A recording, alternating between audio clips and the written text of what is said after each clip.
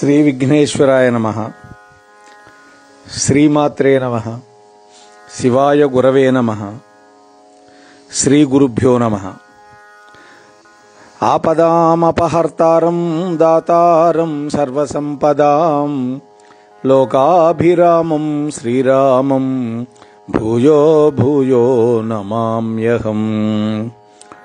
ఆంజనేయమతిపాటలాననం కాంచనాద్రికమనీయ విగ్రహం పారిజాతతరుమూలవాసినం భావయామి పవమాననందనం. యత్ర యత్ర రఘునాథ కీర్తనం తత్ర తత్ర కృతమస్తకాంజలిం బాష్పవారి పరిపూర్ణలోచనం మారుతిం నమత రాక్షసాంతకం.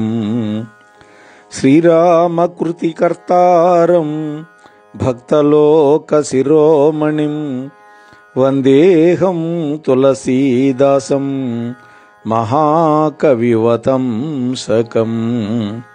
ప్రియ భగవద్బంధువులారా, గత 10 రోజులుగా మనం గోస్వామి తులసీదాసు విరచితమైనటువంటి శ్రీరామచరిత మానసాన్ని అనుసంధానం చేసుకుంటూ ఉన్నాం. రాముడి యొక్క అనుగ్రహంతో ఈ రోజున 11వ భాగంలోకి ప్రవేశిస్తూ ఉన్నాం. నిన్నటి రోజున మనం రామచంద్రమూర్తి ధనుస్సుని భగ్నం చేయటం, తరువాత ఆ మందిరానికి ఆ విషయం తెలిసినటువంటి కోపోద్రిక్తుడైనటువంటి పరశురామ ప్రభువు రావడం, ఆ పరశురాముడితోటి లక్ష్మణస్వామి సంవాదం మనం వింటూ ఉన్నాం. విశ్వామిత్రుడు ఆ కోపోద్రిక్తుడైనటువంటి పరశురాముడు పలికినటువంటి పలుకులన్నీ విని మనస్సులో అనుకున్నాడు, అరే రే, ఈ మహర్షికి ఎక్కడా కూడా తనకు తిరుగులేనిగా కనిపిస్తూ ఉన్నది. కానీ రామలక్ష్మణులు కూడా సాధారణమైనటువంటి క్షత్రియులుగా భావిస్తున్నాడే. ఈ యొక్క సోదరుల యొక్క మహిమ తెలుసుకోలేకపోవటం ఆశ్చర్యకరంగా ఉంది, గ్రహించలేకపోవటం విచారకరంగా ఉంది అని మనస్సులో అనుకుంటూ ఉన్నాడు. అంతలోకి లక్ష్మణస్వామి, ఓ మునీశ్వర, మీ శీలాన్ని ఎవరికి తెలియదు, అది లోకం అంతా కూడా ప్రసిద్ధమే కదా.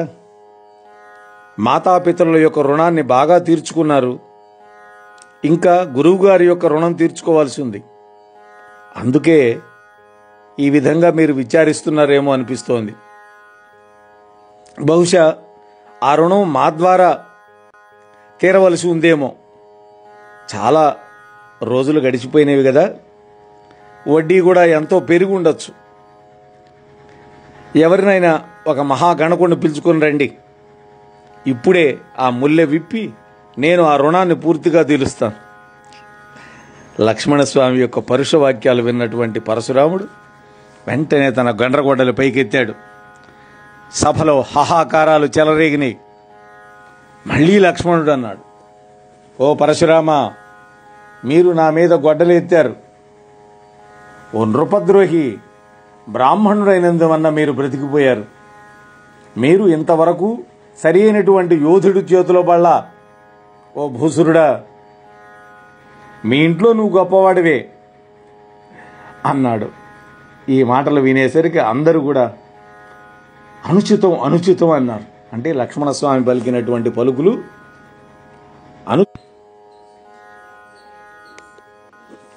ఈ విధంగా మాట్లాడుతూ ఉన్నటువంటి లక్ష్మణుడి వైపు రాముడు తిరిగి ఇంకేం మాట్లాడద్దు అన్నట్లుగా సంజ్ఞ చేశాడు. కానీ లక్ష్మణుడి యొక్క మాటలు అప్పటికే పరశురాముడి యొక్క కోపాగ్నిని ప్రజ్వలింపజేసింది. దాన్ని చల్లార్చడానికి జలము వంటి చల్లటి మాటలు రాముడు మాట్లాడాడు. రాముడు అంటున్నాడు, ప్రభు, ఈ బాలుడి మీద దయ చూపించండి. ఈ పసివాడి మీద క్రోధం వద్దు. మీ ప్రతాపాన్ని గురించి ఏమాత్రం ఎరిగి ఉన్నా కూడా ఈ విధంగా మిమ్మల్ని ఎదిరించి ఉండేవాడు కాడు. పిల్లలు చేసే అల్లరికి తల్లిదండ్రులు, గురువులు మనస్సులో సంతోషపడతారు.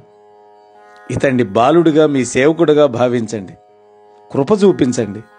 మీరు సమదర్శనులు, సుశీలులు, ధీరులు, మునులు, జ్ఞాన ప్రపూర్ణులు అని చక్కగా మాట్లాడాడు. రాముడి యొక్క వచనాలు విని పరశురాముడు చల్లబడుతూ ఉండగా లక్ష్మణుడు మళ్ళీ ఏదో అన్నాడు. అతడు నవ్వగానే పరశురాముడికి నఖశిఖ పర్యంతం కోపంతో ఊగిపోతూ, ఓ రామా, నీ తమ్ముడు మహాపాపి. శరీరం ఎర్రగా ఉన్నా కూడా ఇతని మనసు నల్లగా ఉంది. ఇతడు పసివాడు కాదు, విషనాగు. అవును, ఆ నాగుభావం అంశతోనే కదా ఆయన వచ్చాడు. స్వాభావికంగానే ఇతడు వక్రబుద్ధి. అవును, పాములు ఎప్పుడు వంకర టింకరగానే పోతాయి. నిన్ను అనుసరింపడు. నీలాగా సుశీలుడు కాదు. ఈ విధంగా అధముడు నన్ను మృత్యుదేవతగా తెలియలేటలేదు అన్నాడు. లక్ష్మణుడు మళ్ళీ నవ్వి, ఓ మునీశ్వర, వినండి. కోపమే సర్వ పాపాలకి మూలం. దానికి లోనైనటువంటి వాడు దుష్కర్మలు చేస్తాడు. అతడు లోకానికి కీడే తలపెడతాడు అన్నాడు. అంటూ, ఓ మునిరాజా, నేను మీ సేవకుణ్ణి. కోపాన్ని విడిచిపెట్టి నా మీద దయ చూపించండి. కోపం వల్ల విరిగిపోయినటువంటి ధనస్సు అతుక్కోదు. నిలబడి ఉన్నటువంటి మీ కాళ్ళు నొప్పులు పుడతాయి. మీ కాళ్ళకి కూర్చోండి. ఈ ధనస్సు మీకు అత్యంత ప్రియమైనదైతే ఒక నిపుణుడిని పిలిచి అతికింపజేయండి. లక్ష్మణుడి యొక్క ఈ మాటలకు భయపడిపోయినటువంటి జనక మహారాజు, దయచేసి వాగ్వివాదాలను ఆపండి, హద్దులు మేరటం ఉచితం కాదు అన్నాడు. ఆ పుర ప్రజలందరూ కూడా గడగడ వణికిపోతున్నారు. ఈ చిన్నవాడు నిజంగా మిక్కిరి అల్లరివాడు అనుకుంటున్నారు. లక్ష్మణుని యొక్క నిర్భయమైనటువంటి వాక్యాలు విని పరశురాముడు క్రోధంతో మండిపోతున్నాడు. ఆయన యొక్క శక్తి క్షీణించిపోతున్నది. ఎందుకని? కోపంబు వలన ఘనత కొంచెమైపోవును అని పెద్దలు అంటారు కదా. అప్పుడు శ్రీరామునిపై దయ చూపిస్తున్నట్లుగా ఇలా మాట్లాడాడు పరశురాముడు. ఇతడు మీ తమ్ముడు కాబట్టి వదిలివేస్తున్నాను. ఇతని శరీరం అందమైంది, కానీ మనస్సు మాత్రం మలినమైంది. ఇతడి విషయంలో నాకు ఇప్పటికీ కోపం చల్లారటలా. కానీ మీ ముఖం చూసి, మీ అమృతోపమానమైనటువంటి మాటలు విని నేను నా కోపాన్ని తగ్గించుకుంటున్నాను అన్నాడు. ఆ మాటలు విని మళ్ళీ లక్ష్మణుడు నవ్వాడు. అప్పుడు శ్రీరామచంద్రుడు లక్ష్మణుడిని కనుసనలతోటి వారించాడు. లక్ష్మణుడు సంకోచంతో తన వ్యంగ్య ధోరణి మానుకొని గురువైన విశ్వామిత్రుడి సమీపానికి వచ్చాడు. శ్రీరామచంద్ర ప్రభు 2 చేతులు జోడించి అత్యంత వినయంతో మధురమైనటువంటి మృదు వచనాలతోటి, ప్రభు, పరశురామ, వినండి. మీరు సహజంగానే జ్ఞానులు. బాలుడి యొక్క వచనాలను పట్టించుకోవద్దు. కందురీగల యొక్క స్వభావం, బాలకుల స్వభావం ఒకటిగా ఉంటుంది. ఎందుకని? కందిరీగ సహజంగా ఎవడికి హాని చేయదు, కానీ దాని జోలికి వస్తే మాత్రం కుట్టి పెడుతుంది. పిల్లల స్వభావం కూడా అలాంటిదే. అందువల్ల సజ్జనులు వాళ్ళని దోషులుగా పరిగణించరు. అపరాధం చేసిన వాడిని నేను. లక్ష్మణుడు మీకు ఎలాంటి హాని చేయలేదు. ఎందుకని? ఈ ధనుస్సు విరగొట్టింది నేను. ఓ స్వామి, నేను మీ సేవకుణ్ణి. కృప, క్రోధము, వధ, బంధనం, వీటిల్లో ఏ శిక్ష అయినా నాకు వేయండి. మీ కోపం తొలగే ఉపాయం చెప్పండి, దాన్ని నేను ఆచరిస్తా అని అన్నాడు. అప్పుడు, రామా, నా కోపం ఎట్లా చల్లారుతుంది? నీ తమ్ముడు ఇంకా నా వైపు వ్యంగ్య దృష్టితోనే చూస్తున్నాడు. అతడు యొక్క శిరస్సును ఛేదించాలి అని నా మనస్సు తహతహలాడుతోంది. అప్పటిదాకా నా కోపం చల్లారదు. నా గండ్రగోడలు చేసినటువంటి ఘోరమైనటువంటి కృత్యాల గురించి విన్నంత మాత్రానే క్షత్రియ స్త్రీలందరికీ గర్భస్రావాలు అయిపోతాయి. అలాంటి గొడ్డలి ఉండి కూడా శత్రువైనటువంటి ఈ రాకుమారుడు జీవించి ఉండడం చూడవలసి వస్తోంది. నా హృదయం కోపంతో నిండిపోయింది. నేను కదలటం లేదు. అయ్యో, అసంఖ్యాకులైనటువంటి రాజులను వధించిన ఈ గొడ్డలి ముద్దుబారిపోయిందా? విధి నాకు వ్యతిరేకమైందా? లేక నా స్వభావం మారిపోయిందా? లేకపోతే నా హృదయంలో ఇతరుల మీద కృప ఎప్పుడూ కలిగేది కాదే. నేడు ఈ దయ నాలో దుస్సహమైనటువంటి దుఃఖాన్ని కలిగిస్తోంది అన్నాడు. అప్పుడు ఈ మాటలు వినంగానే లక్ష్మణస్వామి తలకాయ ఉంచుకొని చిరునవ్వుతోటి, మీ కృపా వీచికలు మీ ఆకారానికి తగినట్లే ఉన్నాయి స్వామి. మీ వచనాలు చెట్ల నుండి రాలే పువ్వుల్లాగా ఉన్నాయి. ఓ మునీశ్వర, కృప చూపినప్పుడు కూడా మీ శరీరం దహించుకుపోతే, క్రోధానికి వశమైనప్పుడు మీ యొక్క శరీరాన్ని ఆ విధాతే రక్షించాలి అన్నాడు. అప్పుడు పరశురాముడు, జనక మహారాజా, మూర్ఖుడైనటువంటి ఈ బాలుడు అర్థం లేని పట్టుదలతోటి యమపురిలో తన నివాసాన్ని ఏర్పరచుకోవాలి అనుకుంటున్నాడు. వెంటనే ఇతన్ని నా ఎదుట నుంచి తొలగించండి. చూడటానికి ఇతడు చాలా చిన్నవాడు, కానీ మిక్కిలి తుంటరి. అప్పుడు లక్ష్మణస్వామి తనలో తను నవ్వుకొని, కళ్ళు గనక మూసుకుంటే ఏమీ కనపడదు కదా అనుకున్నట్టు. కోపోద్రిక్తుడైనటువంటి పరశురాముడు శ్రీరాముడి వైపుకు మళ్ళీ, ఓ శఠుడా, శివధనస్సును విరిచింది చాలక తిరిగి నాకే జ్ఞానోపదేశాలు చేస్తున్నారా అన్నాడు. మీ సమ్మతితోడనే మీ తమ్ముడు దురుసుగా మాట్లాడుతున్నాడు. నువ్వేమో చేతులు జోడించి నక్క వినయాలు ప్రదర్శిస్తున్నావు. నాతో యుద్ధం చేసి నన్ను తృప్తిపరచు, లేదా రాముడు అనేటువంటి పేరును విడిచిపెట్టు. ఓ శివద్రోహి, నీ కపటాన్ని మానుకుని నాతో యుద్ధానికి రా, లేకపోతే నీ సోదరుడితో కూడి నిన్ను వధిస్తాను. ఈ విధంగా పరశురాముడు తన యొక్క గండ్రగోడని ఎత్తుచూ మితిమీరి మాట్లాడుతూ ఉన్నాడు. అప్పుడు శ్రీరామచంద్ర ప్రభు శిరస్సు వంచి చిరునవ్వుతోటి తనలో తాను ఇలా అనుకున్నాడు, ఈ లక్ష్మణుడు తప్పు చేస్తే ఈయన నా మీద కోప్పడుతున్నాడేంటి? ఒక్కొక్కప్పుడు మెత్తదనం కూడా దోషమే అవుతుంది. అప్పుడప్పుడు వక్ర బుద్ధిని సాధారణంగా అందరూ గౌరవిస్తూ ఉంటారు. వంకరగా ఉన్నటువంటి చంద్రుడు నెలవంక యొక్క జోలికి రాహు పోడు కదా. ఎందుకని? రాహు వెళ్ళేది ఎప్పుడు? నిండు పున్నమి రోజు వెళ్తాడు పట్టుకోవడానికి. అంతేగాని ఆ వక్రంతో ఉన్నప్పుడు రాహు ఆయన జోలికి వెళ్ళడు. తరువాత రాముడు పరశురాముడితోటి ఇలా అన్నాడు, మునీశ్వర, కోపాన్ని విడిచిపెట్టండి. మీ చేతిలో గొడ్డలుంది, ఎదురుగా నా తల ఉంది. మీ కోపం చల్లారటానికి తగినట్లుగా చేయండి. నేను మీ దాసుణ్ణి అన్నాడు. స్వామి సేవకుల మధ్య యుద్ధం ఎలా సంభవిస్తుంది? స్వామికి సేవకులకి యుద్ధం ఎలా? ఓ బ్రాహ్మణోత్తమ, క్రోధాన్ని విడిచిపెట్టండి. మీ వీరోచితమైనటువంటి వేషాన్ని బట్టి ఈ బాలుడు ఏమేమో అన్నాడు. ఆలోచిస్తే ఇందులో అతని దోషం కూడా ఏమీ కనపట్టల్లా. బ్రాహ్మణ వేషంతో వచ్చినటువంటి మీరు గనక బ్రాహ్మణుడి వేషంలో వచ్చుంటే మీకు ఈ బాధలు కలిగి ఉండేవి కావు. ఎందుకని ఆయన బ్రాహ్మణుడుగా ఉన్నప్పటికీ కూడా ఆయుధాలు ధరించి వచ్చాడు క్షత్రియుడిలాగా. అందుకని మీకు ఈ బాధ వచ్చింది అంటున్నాడు రాముడు. ఈ గండ్రగొడ్డలని ధనుర్బాణాలను ధరించినటువంటి మిమ్మల్ని చూచి వీరుడు అనుకొని మా తమ్ముడు ఇలా పలికి ఉంటాడు.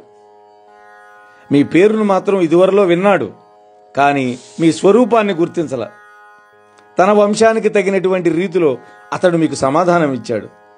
ఒకవేళ మీరు గనక మునివేషధారి అయి వచ్చి ఉంటే, ఓ స్వామి, ఈ బాలుడు మీ పాదముల యొక్క ధూళిని శిరస్సు మీద పెట్టుకునేవాడు. తెలియక చేసినటువంటి తప్పు మన్నించండి. బ్రాహ్మణుడి యొక్క హృదయం కృపతో నిండి ఉండాలి కదా. ప్రభు, మీకును నాకును సామ్యం ఎక్కడా చెప్పండి అన్నాడు. దీంతో రెండు అర్థాలున్నాయి. ఆయనది కేవలం ఆవేశావతారం పరశురాముడిది, రాముడిది పరిపూర్ణమైనటువంటి షోడశకళా ప్రపూర్ణమైన రూపం. శిరస్సు ఎక్కడ, పాదాలు ఎక్కడ? రాముడు అనేటువంటి చిన్న పేరు నాది, మీ పేరు పరశువుతో కూడినటువంటి పరశురాముడు చాలా పెద్దది. బ్రాహ్మణోత్తమ, నా వద్ద ఒకే ఒక గుణం కలిగినటువంటి ధనస్సు ఉంది. గుణము అంటే అల్లెత్రాడు. మీలో పరమ పవిత్రాలైనటువంటి 9 గుణాలు ఉన్నాయి.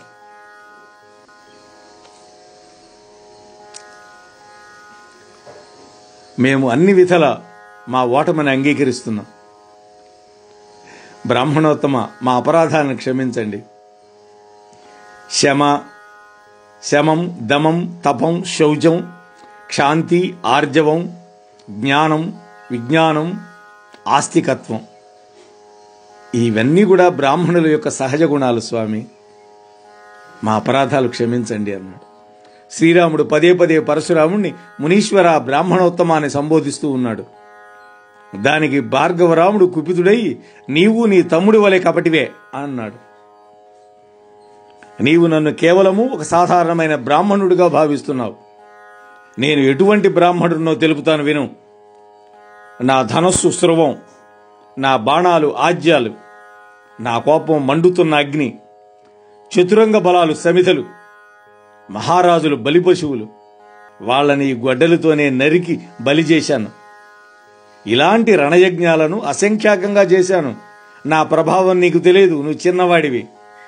అందువల్లే నువ్వు నన్ను సామాన్య బ్రాహ్మణుడిగా తలుచుకుని అవహేళన చేస్తున్నావు. ధనస్సు విరిచాను అని మిక్కిలి మిడిసిపడుతున్నావు. విశ్వాన్నే జయించిన వాడిలాగా మురిసిపోతున్నావు. ఆ మాటలకి రామచంద్ర ప్రభు సమాధానం ఇచ్చాడు. మునీశ్వర, నెమ్మదిగా ఆలోచించండి. మీ కోపమేమో చాలా పెద్దదిగా ఉంది, గొప్పదిగా ఉంది. నా అపరాధం చిన్నదిగా ఉంది. ధనస్సేమో కటిక పాతది, తాకముందే అది విరిగిపోయింది. నేను ఏ కారణం వల్ల గర్వపడతాను? అదేదో విల్లు విరిచానని. ఓ భృగునాథ, అంటే భృగువంశంలో పుట్టినటువంటి వాడా, బ్రాహ్మణునని నిన్ను నిరాదరణ చేసినట్లుగా మీరు భావిస్తే సత్యాన్ని చెబుతాను వినండి. మేము భయంతో తలవంచవలసినటువంటి వీరుడు ప్రపంచంలో ఎవడున్నాడో చెప్పండి. మేమిద్దరం భయంతో తలవంచాలని మీరు అనుకున్నారు.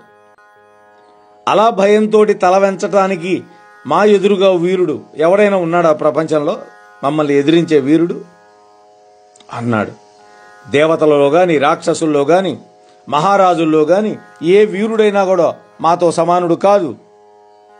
లేక మమ్మల్ని మించినవాడు గాని, మాతో తలపట్టానికి సిద్ధమైన వాడు గాని, చివరికి యముడైనా సరే సంతోషంతో వాడిని మేము ఎదుర్కొంటాం.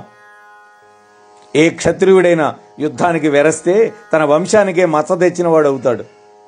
రఘువంశంలో పుట్టినవాడు ఎవడైనా యుద్ధంలో యముడికైనా భయపడరు.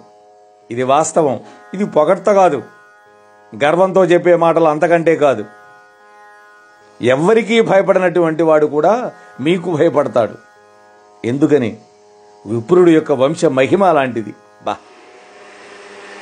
రఘురాముని యొక్క కోమలమైనటువంటి నిగూఢమైనటువంటి ఆ మాటలు విని పరశురాముడి యొక్క బుద్ధిని కప్పివేసినటువంటి అహంకారం అనేటువంటి తెర తొలగిపోయింది. జై శ్రీరామ్. వెంటనే పరశురాముడు, ఓ రామ, లక్ష్మీపతి, ఇదిగో ఈ ధనస్సును చేతబట్టి సంధించు. ఈ ధనస్సు సాక్షాత్తు విష్ణుమూర్తిది, విష్ణు ధనస్సు.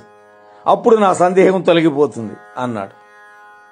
అని అందిస్తూ ఉండగానే ధనస్సు స్వయంగా శ్రీరాముడి యొక్క చేతిలోకి పోయింది. అది అందించకముందే ధనస్సుతో పాటు విష్ణు సంబంధమైన తేజస్సు కూడా ఆ పరశురాముడి నుంచి శ్రీరాముడిలో చేరిపోయింది. పరశురాముడికి అత్యంత సంభ్రమాశ్చర్యాలు కలిగినాయి. అప్పుడు శ్రీరాముడి యొక్క లోకోత్తర మహిమ పరశురాముడు గుర్తించాడు. ఆయన శరీరం పులకించిపోయింది, మనస్సు ఆనందంతో పొంగిపోయింది. హృదయంలో ఉద్రేకాన్ని ఆపుకోలేకపోయాడు. 2 చేతులు జోడించి స్తోత్రం చేయటం మొదలుపెట్టాడు. రఘువంశం అనేటువంటి కమలాలతో ఉన్నటువంటి వనానికి సూర్యుడు లాంటివాడా, దైత్యకులము అనేటువంటి అడవిని కాల్చే అగ్నిదేవుడా, నీకు జయము. దేవ బ్రాహ్మణ గోగణాలకు ఆర్తి హరించేవాడా, నీకు జయము. మదమోహ క్రోధ భ్రమలను తొలగించేవాడా నీకు జయము. ఓ వినయశీల, ఓ కృపాగుణ సాగర, ఓ మృదు మధుర వచన దురంధర నీకు జయము. ఓ ఆశ్రిత జన మందార, మనోహరాంగ, కోటి మన్మథ సుందరాకార నీకు జయము. సోదరులైనటువంటి మీరిద్దరును కూడా క్షమానిధానులు, అంటే క్షమాగుణం పూర్ణంగా ఉన్నటువంటి వాళ్ళు. నేను అజ్ఞానం వల్ల అనుచితమైనటువంటి అనేక వాక్యాలు మాట్లాడాను, నన్ను మన్నించండి. ఓ రఘుకుల తిలక శ్రీరామచంద్ర నీకు జయము అని అంటూ భార్గవరావును తపోవనానికి వెళ్ళిపోయాడు. ఇది గమనించినటువంటి దుష్టులైన రాజులు, మేము ఈ శ్రీరాముణ్ణి అవమానపరిచాము, అతడు మా మీద ప్రతీకారం తీర్చుకుంటాడేమో అని భయపడి ఎక్కడ వాళ్ళు అక్కడ గుట్టుచోపుడు కాకుండా పారిపోయారు. ఎందుకని? పరశురాముడంతటి వాడు స్వామి యొక్క మహాత్మ్యాన్ని గ్రహించి వెళ్ళిపోయాడు. ఇంకా మనమెంత అనుకున్నారు వాళ్ళు. వెంటనే దేవతలు దుందుబులు మోగించారు, పుష్పవర్షం కురిపించారు. మిథిలా నగరంలో ఉన్నటువంటి ప్రజలంతా సంతోషపడ్డారు. వారి యొక్క మోహజనితమైనటువంటి బాధ అంతా తొలగిపోయింది. ఆ నగరంలో నగారాలు మ్రోగించారు, మనోహరమైనటువంటి వస్తువులు ప్రదర్శించారు. కొంతమంది సుందరీమణులు తమ తమ కోకిల కంఠాలతోటి సామూహికంగా కమ్మటి గీతాలు గానం చేశారు. జనక మహారాజు సంతోషానికి అవధులే లేవు. ఆయనకి గర్భదరిద్రుడికి నిధులు దొరికినంత సంతోషం కలిగింది. సీతాదేవి భయాన్ని విడిచిపెట్టి చంద్రుడిని చూచిన చకోరంలాగా సంతోషించింది. అప్పుడు జనక మహారాజు విశ్వామిత్ర మహర్షికి నమస్కారం చేసి, స్వామి, మీ ఆశీర్వాదం వల్ల శ్రీరామచంద్రుడు శివధనుస్సును భగ్నం చేశాడు. ఈ సోదరులిద్దరూ కూడా నన్ను కృతార్థుల్ని చేశారు. స్వామి, మీరు గనక ఉచితమని భావిస్తే నేను దాన్నే చేస్తాను, మీరేదో చెప్పండి అన్నాడు. అప్పుడు విశ్వామిత్రుడు, ఓ రాజశిరోమణి వినవయ్య, వివాహం ధనుర్భంగం మీద ఆధారపడింది కాబట్టి ధనుర్భంగం అయినప్పుడే వివాహం అయిపోయింది. దేవతలు, నాగులు, మానవులు అందరూ కూడా ఈ విషయాన్ని ఎరుగుతారు. అయినప్పటికీ నువ్వు మీ వంశ మర్యాదను అనుసరించి బ్రాహ్మణులను, కులవృద్ధులను, మీ గురువుని, శతానందుల వారిని సంప్రదించి వేదోక్తంగా ఆ వివాహ మహోత్సవాన్ని జరిపించండి అన్నాడు. అదే వాల్మీకంలో అయితే ఇక్కడ అమ్మవారు అసలు శివధనుస్సును విరిచేటప్పుడు లేనే లేదు. అక్కడ ఆ మాల వేయడం ఇంకెక్కడి నుంచి వస్తుంది? కానీ వేరే వేరే రామాయణాల్లో అమ్మవారు అక్కడ ఉన్నట్టుగా. కాకపోతే జనక మహారాజు శివధనుర్భంగం కాగానే రాముణ్ణి వాళ్ళ అమ్మాయిని పెళ్లి చేసుకోమన్నాడు. కానీ రాముడు సమ్మతించల. ఇది బల ప్రదర్శన అన్నారు. గురువుగారి ఆజ్ఞతోటి ధనస్సును భేదించాను, కానీ వివాహం చేసుకోవటం నా చేతిలో లేదు. మా నాన్నగారు ఏ కన్యని నిర్ణయిస్తారో ఆ కన్య నాకు భార్య అవుతుంది అన్నాడు. అది రాముడి యొక్క వైభవం. సరే, ఇక్కడ కూడా అమ్మవారు వరమాల వేసినప్పటికీ కూడా మరి వివాహం జరిపించాలి కదా.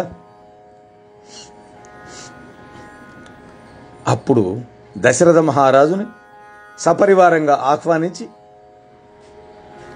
ఆ మిథిలా నగరానికి తీసుకురావడం కోసం అయోధ్య నగరానికి దూతల్ని పంపించు అని విశ్వామిత్ర మహర్షి చెప్పాడు. ఆ మాట చెప్పంగానే జనక మహారాజు ప్రసన్న వదనుడై, ఓ కృపాళు, చాలా మంచి సలహా చెప్పారు అని వెంటనే వేగంగా వెళ్లే దూతలను పంపించాడు. తరువాత ఆహ్వానితులైనటువంటి పురప్రముఖులంతా వచ్చి సాదరంగా మహారాజుకు నమస్కారం చేసి అంగడులు, వీధులు, భవనాలు, దేవాలయాలు, నగరం యొక్క 4 వైపులా అలంకరించండి అని చెప్పాడు వాళ్ళందరికీ జనక మహారాజు. ఆ పురప్రముఖుల్ని ఆహ్వానించి వాళ్ళు సంతోషంగా తమ ఇళ్లకు వెళ్ళిపోయారు. వాళ్ళు తమ సేవకులను పిలిచి ఆ నగరాన్ని అద్భుతంగా అలంకారాలు చేయమన్నారు. వాళ్ళు, ఆ సేవకులు కూడా నమ్రతతోటి వాళ్ళ యజమానులు ఇచ్చినటువంటి ఆజ్ఞని ఔదలదాల్చారు. వాళ్ళు మంటప నిర్మాణాలు చేయటం కోసం శిల్పులను పిలిపించారు. ఆ శిల్పులు బ్రహ్మదేవుణ్ణి పూజించి తమ యొక్క పనులు ప్రారంభించారు. మొట్టమొదట బంగారు అరటి స్తంభాలు సిద్ధపరిచారు పందిర్ల కోసం.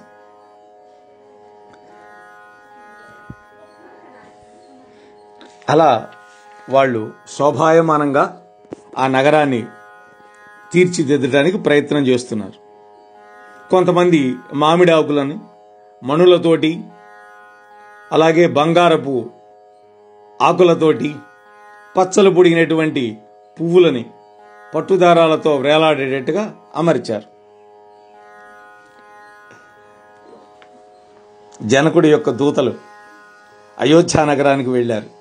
ఇక్కడ వీళ్ళు అలంకరణ చేస్తూ ఉన్నారు. అద్భుతంగా ఎంతో వర్ణన చేస్తూ ఉన్నారు అలంకరణను. వాళ్ళు ఆ వెళ్ళినటువంటి దూతలు అయోధ్య నగరం యొక్క శోభలు చూసి వాళ్ళు సంతోషపడ్డారు. రాజభవన ద్వారం దగ్గర నిలబడి రాజుగారికి తమ యొక్క రాకను వర్తమానం పంపారు. రాజుగారు వెంటనే వాళ్ళని లోపలికి రానిచ్చారు. వాళ్ళు ప్రభువుకు నమస్కారం చేసి ఆహ్వాన పత్రిక అందించారు. రాజుగారు ప్రసన్న చిత్తుడై స్వయంగా ఆ ఉత్తరాన్ని అందుకున్నాడు. దాన్ని చదివేటప్పుడు ఆయన యొక్క నేత్రాలు ఆనందాశ్రువులతో నిండిపోయినాయి. తనువు పులకరించింది. హృదయం సంతోషంతో నిండిపోయింది. కోసలపతి హృదయంలో శ్రీరామ లక్ష్మణుడు మెదిరారు. చేతుల్లో శుభ ఆహ్వాన పత్రిక ఉంది. ప్రేమాధిక్యత ఆ ప్రేమాధిక్యతతోటి ఆ పత్రికను చూస్తూ ఉన్న ఆ దశరథుడి యొక్క కంఠం మోగపోయింది. తిన్నగా అతడు మనస్సును కుదుటపరుచుకొని ఆ ఉత్తరాన్ని చదివి అందరికీ వినిపించాడు. ఆ శుభవార్త విని సభాసదులు ఆనందం పట్టలేక పొంగిపోయినారు. భరతుడు తన సోదరుడైన శత్రుఘ్నుడితోటి ఇతర మిత్రులతోటి ఆడుకుంటున్నాడు. ఈ వార్త తెలియంగానే పరిగెత్తుకుని వచ్చాడు. ప్రేమతోటి సంకోచంతో, నాన్నగారు, ఈ ఉత్తరం ఎక్కడి నుంచి వచ్చింది అని అడిగాడు. ప్రాణాల కంటే ప్రియమైనటువంటి నా సోదరుడు ఇద్దరు కుశలంగా ఉన్నారా? వాళ్ళు ఇప్పుడు ఏ దేశంలో ఉన్నారు చెప్పండి అన్నాడు. ఈ ప్రేమపూర్వితమైనటువంటి మాటలు విని రాజు ఆ ఉత్తరాన్ని మళ్ళా చదివి వినిపించాడు. ఆ ఉత్తరంలోని విషయాలన్నీ కూడా విని సోదరులిద్దరు కూడా పులకిత గాత్రులయ్యారు. ఈ ఘట్టం వింటూ ఉంటే మా చిన్నతనంలో మా అమ్మగారు కూడా, మా అక్కయ్య తమిళనాడులో తిరుక్కోయిలూరు అని అరుణాచలం దగ్గర, ఆ రోజుల్లో ఈ ఫోన్లు గిన్నెలు ఏం లేవు. అందువల్ల ఉత్తరం వచ్చిందంటే మా అమ్మకి చదవడం రాదు కాబట్టి ప్రతి వాడి చేత చదివించుకొని ఆనందపడేది. మేము ముగ్గురు కొడుకులు ఉన్నాం. ముగ్గురు రాగానే అయ్యా అక్కయ్య ఉత్తరం రాసింది చదవమనేది. అది నాకు గుర్తొస్తుంది. ఇక్కడ దశరథ మహారాజు అందరికీ మళ్ళీ చదివి వినిపిస్తున్నట్ట ఆ ఉత్తరంలో ఉన్నటువంటి విషయం.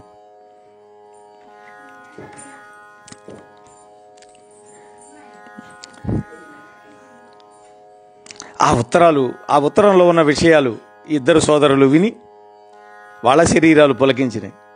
వాళ్ళ యొక్క ఆనందానికి అవధే లేదు. భరతుడి యొక్క ప్రేమను తెలుసుకుని సదస్యులందరూ కూడా ఆనంద పరవశులైనారు.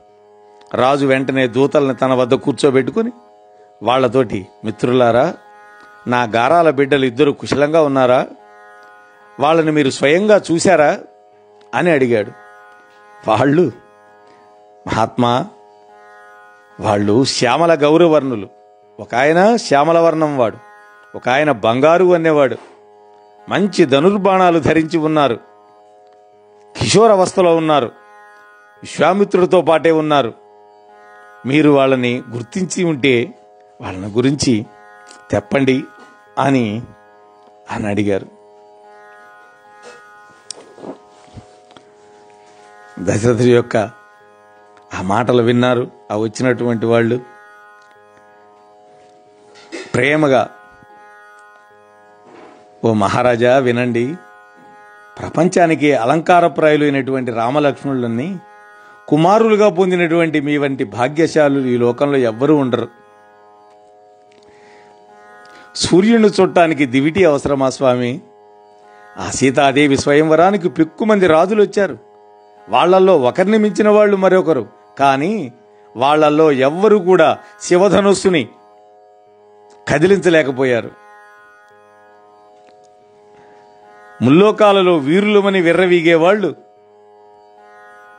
ఆ శివధనుస్సుని కదిలించలేక పారిపోయారు. మేరు పర్వతాన్ని ఎత్తినటువంటి బాణాసురుడు కూడా ఆ శివుడు ధనస్సు ముందు ఓటమిగా అంగరించి వెళ్ళిపోయాడు. కైలాసాన్ని ఎత్తినటువంటి రావణాసురుడు కూడా ఆ సభలో పరాజితుడయ్యాడు గతంలో. మహారాజా, ఆ సమయంలో రఘుకుల తిలకవేణుడైనటువంటి మీ కొడుకు శ్రీరాముడు అవలీలగా ఆ ధనస్సును ఒక ఏనుగు తామరతూడును ఎలా తేలిగ్గా ఎత్తగలుగుతుందో అలా ఎత్తి విరిచిపడేశాడు. ఆ అపూర్వమైనటువంటి ధనుష్టంకారాన్ని, ఆ ధనుర్భంగానికి వచ్చినటువంటి శబ్దానికి పరశురాముడు క్రోధంతో ఆ మిథిలా నగరానికి వచ్చాడు. అనేక విధంగా నిష్ఠూరాలాడాడు.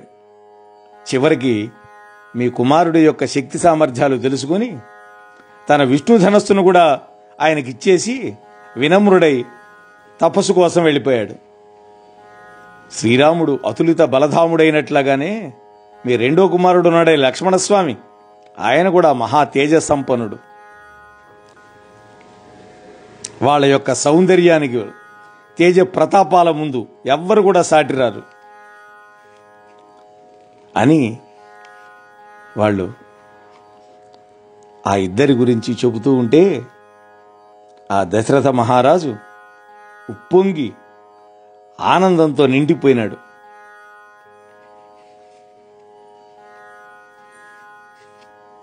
తర్వాత రాజుగారు తమ గురువైనటువంటి వశిష్ఠుల వారిని పిలిపించాడు. ఆయనకి ఆహ్వాన పత్రాన్ని స్వయంగా సమర్పించాడు. తరువాత దూతలను కూడా అక్కడికి పిలిపించి వాళ్ళు భక్తి శ్రద్ధలతోటి గురువు గారికి సమస్త విషయాలు వివరించారు ఆ వచ్చిన దూతలు. ఇక్కడ దూతల ద్వారా వినిపించడంలో రెండు ప్రత్యేకతలు ఉన్నాయి. ఒకటి, తన గురించి తన పుత్రుల గురించి కానీ స్వయంగా చెప్పడం మంచి పద్ధతి కాదు.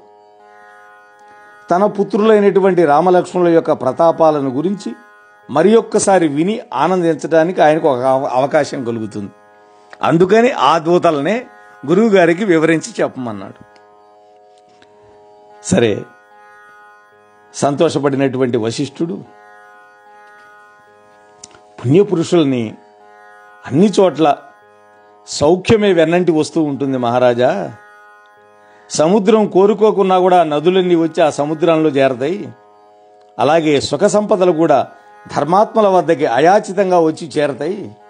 నీలాగనే కౌసల్యాదేవి కూడా దేవతలకి, గురువులకు, బ్రాహ్మణులకు, గోవులకు భక్తితోటి సేవలు చేస్తుంది.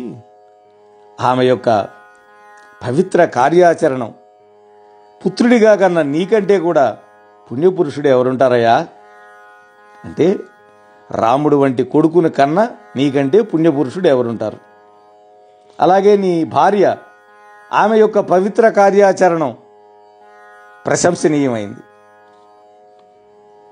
నీతో సమానుడైనటువంటి పుణ్యాత్ముడు ఈ జగత్తులో నభూతో న భవిష్యతి అన్నాడు. వినయశీలం కలిగిన వాళ్ళు, ధర్మవ్రతులు, సద్గుణ సముద్రులు, ఉత్తములు. అందువల్ల మీకు ఎప్పుడు కూడా శుభమే జరుగుతుంది. నీ కొడుకులు చాలా వినయం కలిగిన వాళ్ళు, వీరత్వం కలిగిన వాళ్ళు, మంచి శీల సంపద కలిగిన వాళ్ళు. కాబట్టి దుందుభినాదాలతోటి వివాహ ప్రయాణానికి సిద్ధం కాండి అన్నాడు ఆయన. మనమందరం శీఘ్రంగా బయలుదేరదాం అని వశిష్ఠుడి యొక్క ఆదేశాన్ని విని దశరథ మహారాజు, ప్రభు మహాత్మా అట్లాగే కానివ్వండి అని పలికి నమస్కారం చేసి దూతలకి విడిదిని ఏర్పాటు చేసి తన యొక్క మందిరానికి వెళ్ళాడు. దశరథుడు రాజు తన యొక్క భార్యలందరినీ పిలిపించి జనకుడి యొక్క ఉత్తరం చదివి వినిపించాడు. వాళ్ళందరూ ఆ శుభవార్తకి అమితానందపడ్డారు. తాను దూతల ద్వారా విన్నటువంటి విషయాలను అన్నిటి రాజుగారు స్వయంగా భార్యలకు చెప్పాడు. గురుపత్ని, పెద్ద ముత్తైదువులు అందరూ కూడా ఆశీర్వచనాలు ఇచ్చారు. తల్లులందరూ సంతోషపడ్డారు. మోహనవాణి తెలుగు పోడ్కాస్ట్ ఛానల్ని లైక్, షేర్, సబ్స్క్రైబ్ చేయండి. ప్రక్కనున్న గంటను మ్రోగించండి.